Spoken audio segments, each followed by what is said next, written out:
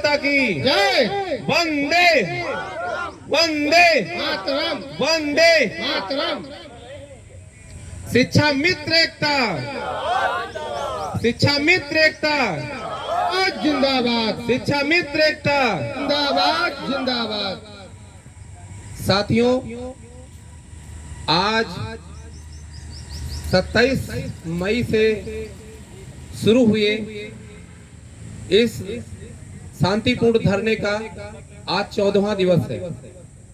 आज धरने में आए हुए हमारे दूर दूर से भाई बहनों का मैं स्वागत करता हूं, अभिनंदन करता हूं, वंदन करता हूं कि आप इस तपती हुई धूप में इस संघर्ष के आप सहभागी बने हैं और आप उस इतिहास में अपना नाम दर्ज कर रहे हैं जहां से हमारे लोगों की संघर्ष की गाथा लिखी जानी है, या हमेशा से ये जो भी शिक्षा मित्रों का संघर्ष रहा है उसकी पटकथा आपके द्वारा लिखी जाती रही है।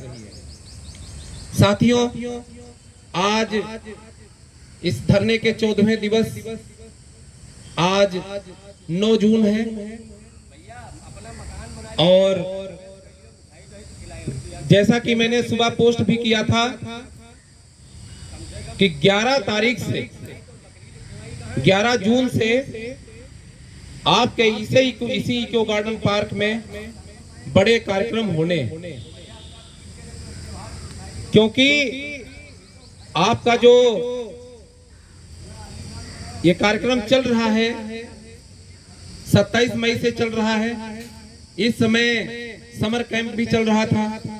बहुत हमारे साथी, हमारे भाई बहन यहाँ आना चाहते थे, लेकिन कहीं न कहीं दूर जनपदों में थे और समर कैंप में ड्यूटी थी, इस कारण वो यहाँ पे नहीं आ सके थे। उन सभी साथियों से मैं कहना चाहता हूँ कि अभी स्कूल खुलने में 5-6 दिन का समय है।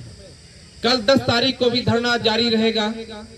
जितने भी हमारे आसपास जनपदों के साथी हैं वो धरने में बराबर प्रतिभाग करें और 11 तारीख से 15 तारीख तक जितने भी दिन कार्यक्रम होगा, हर दिन एक अलग और ऐतिहासिक कार्यक्रम किया जाएगा।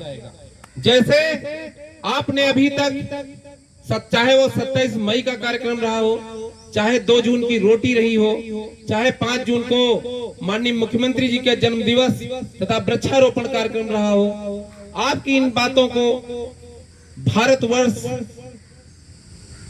पूरे भारतवर्ष में आपकी मांग, आपके कार्य पहुंचे हैं और कहीं न कहीं शासन, प्रशासन, हर जगह कार्यालय, समाज, गांव, सब जगह आपकी ये चर्चा चल रही है कि हाँ, कहीं शिक्षा मित्रों का या टेट पास शिक्षा मित्रों का, योग्यताधारी शिक्षा मित्रों का एक कार्यक्रम जो कि लगातार 14 दिनों से चल रहा है और सबसे बड़ी ये बात है कि अभी भी वो अपनी मांगों के लिए डटे हैं। इसके लिए मैं अभी तक जितने भी हमारे साथी धरने में प्रतिभाग किए हैं या जितने हमारे साथी आज धरने पर बैठे हैं, उनका मैं हृदय से धन्यवाद करता हूं। साथियों, अब मैं जो सबसे जरूरी बात है आपसे कहना चाहता हूं। आप भी जानते हो कि आपका भविष्य क्या है। बहुत से लोग आपको गुमराह करने के लिए भी मिलेंगे, लेकिन मैं स्पष्ट शब्दों में कह देना चाहता हूं, आप किसी भी संगठन से जुड़े हो, आप किसी भी संस्था से जुड़े हो, ये मायने नहीं रखता, लेकिन आप जिस परिवार से जुड़े हो ये मायने रखता है। आप अपने माँ बाप से जुड़े हो ये मायने रखता है। आप अपने बच्चों से जुड़े हो ये मायने रखता है। लेकिन फिर भी अगर आपको कोई संगठन आपके इस संघर्ष में बाधा बन रहा हो तो उनसे क्षमा मांगकर अपने रोटी के लिए, अपने परिवार की रोटी के लिए यहाँ पर 5 दिन आ जाना और 16 तारीख से फिर अपने संगठन की जय पराजय जो भी बोलना हो अपना बोल सकते हो। लेकिन साथियों, मैं एक बात फिर बता देना चाहता हूं कि ये समय वास्तव में आपको, ये जो 5 दिन हैं आपके भविष्य बनने के, आप ये कभी शायद दोबारा नहीं पाओगे। वो मैं क्यों कह रहा हूं? आपने इतने दिन से आप टूटे हुए हो, हमें भी मालूम। आपसे यह भी बताया गया था कि गुड्डू सिंह एक ही दिन में धरना खत्म करके भाग जाएगा। आपको यह भी बराबर बताया जा रहा है कि गुड्डू सिंह केवल टेट की बात करता है। आपको यह भी बताया जाएगा कि अरे ये चीज वो चीज, बहुत सारी चीजों को जोड़ करके आपको बताया जाएगा। मैं स्पष्ट कहना चाहता हूं साथियों, आप हमारे रोजाना फेसबुक या ट्विटर से देख सकते हो, रोजाना हमारा मांग पत्र जो यहां से मीडिया में जाता है वही सेम हमारे अधिकारियों को, हमारे माननीयों को रोजाना प्रेषित किया जाता है। हमारी मांग स्थायीकरण की है, ये मैं स्वीकार करता हूं, क्योंकि मैं ये चाहता हूं कि जो हमारे बड़े भाई 58 वर्ष के हो गए हैं, 59 वर्ष के हो गए हैं, वो जिस दिन भी रिटायर हो तो परमानेंट की नौकरी लेकर रिटायर हो। जब हमारी भाजपा की सरकार ने अन्य राज्यों में ये चीजें की हैं तो हम क्यों न मांगे, लेकिन जो हमें तत्काल में हमें जरूरत है, मैं फिर कहता हूं कि इन व्यवस्थाओं को बनने में समय लगता है। 6 महीने लग सकते हैं, साल भर लग सकता है, 2 साल लग सकता है। उसको आप किसी सरकार का चुनावी एजेंडा समझ सकते हो, किसी की बात समझ सकते हो, आप जो भी नाम देना चाहो समझ सकते हो, लेकिन तत्काल में आपको जरूरत है रोटी की।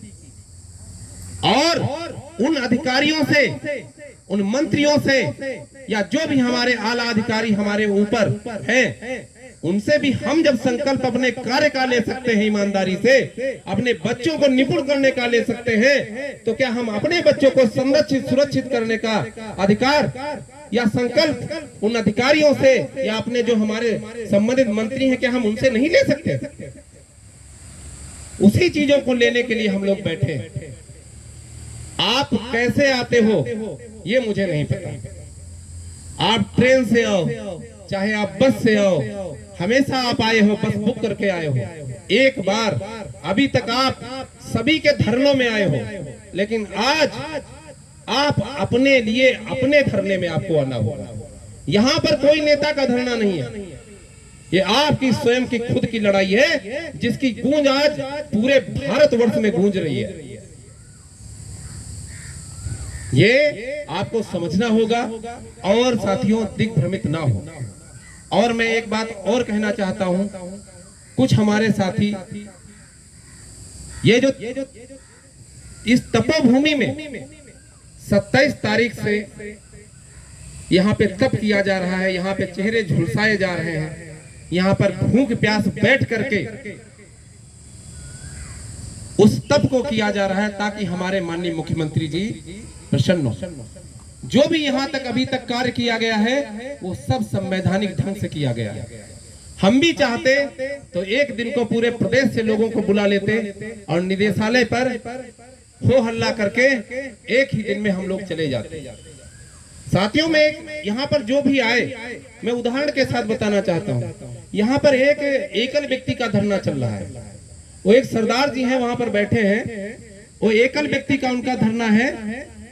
एक दिन उन्होंने क्या किया, वो अलग कहीं बैठ गए जाकर के, चूंकि धरना स्थल सरकार के द्वारा यही आपको निर्धारित किया गया है, तो वो एक जगह अलग बैठ गए जाकर। तो हमारे जितने भी धरने पे लोग थे, तो एक पुलिस की गाड़ी आई और उन अकेले सरदार जी को यहाँ पर छोड़ कर गई।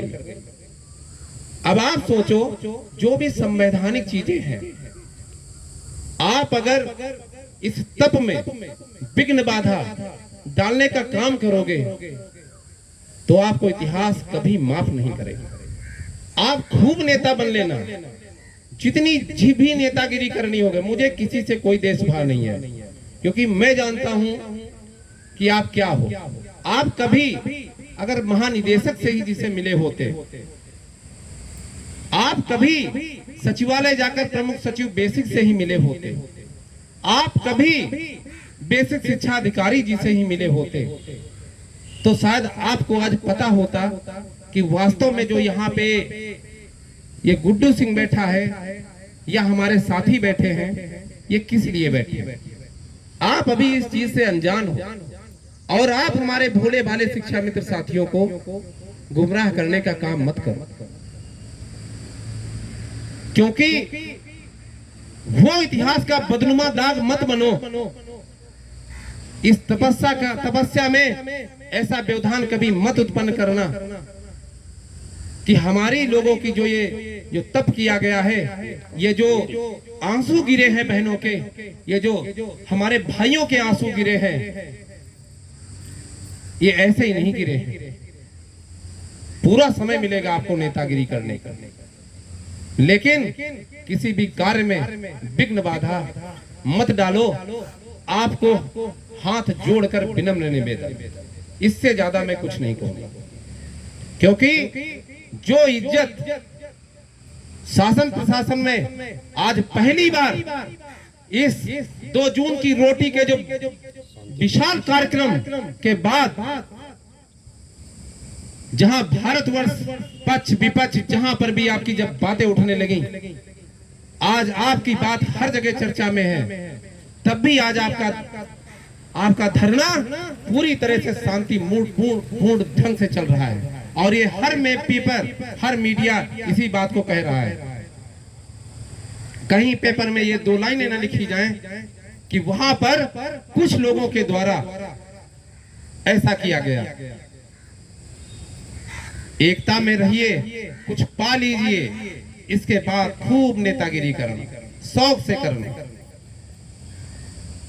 और अपनी बात को मैं समाप्त करते हुए बस इतना कहूंगा साथियों, जितने भी हमारे भाई बहन, आपका कल से समर कैंप खत्म हो रहा है, कैसे भी आओ, जैसे भी आओ, 12, 13, 14, 15, ये 4 दिन का समय लेकर ऐसा आना कि ये हमारे 4 दिन हमारे जीवन में वो परिवर्तन ला सकते हैं जिन जरूरतों के लिए हम रोज अपने बच्चों, अपने माता पिता से रोजाना हम लोगों को आंखें चुरानी पड़ती हैं।